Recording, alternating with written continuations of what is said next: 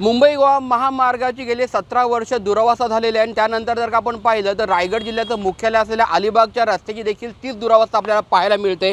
आता आपण अलिबाग वडखल रस्त्यावर आहोत। या ठिकाणी पाहिलं तर हे अलिबाग वडखल रस्ता आहे, तो अलिबागच्या मुख्यालयाला जोडणारा रस्ता आहे। या रस्त्यावर आपण पाहिलं तर रायगड जिल्ह्यामधले सर्व आमदार आहेत, त्याचप्रमाणे सर्व वरिष्ठ आणि कनिष्ठ अधिकारी आहेत, त्याचप्रमाणे सर्व जे नागरिक आहेत ते अलिबाग करता याच रस्त्याने जात असतात। अलिबाग हे शासकीय महत्त्वाचं ठिकाण असल्याबरोबर अलिबाग हे रायगड जिल्ह्यामधलं महत्त्वाचं पर्यटन स्थळ देखील आहे। मात्र आपण जर का पाहिलं तर गेली अनेक वर्ष या ठिकाणची रस्त्याची ती दुरावस्था झालेली आहे। या ठिकाणी जर का पाहिलं तर हा जो रस्ता आहे तो पहिल्यांदा चौपदरीकरणाकरता मंजूर करण्यात आला होता। मात्र काही तांत्रिक बाबींनंतर हा रस्ता चौपदरीकरण काढून त्यानंतर आता कोट्यावधी रुपये या रस्त्याच्या दुरुस्तीवरती खर्च केला जाणार आहे। मात्र प्रत्यक्षात परिस्थिती पाहिली तर रस्ता आता पूर्ण खड्ड्यांनी भरलेला आहे आणि या खड्डेमय रस्त्यामधला अलिबागला जाणारे अधिकारी असतील, मंत्री असतील, त्याचप्रमाणे पर्यटक असतील, सर्वांनाच प्रवास करावा लागतोय। आपण जर काही परिस्थिती पाहिली तर सर्वसामान्य नागरिकांचे या रस्त्यावरनं प्रवास करत असताना प्रचंड हाल होत आहेत।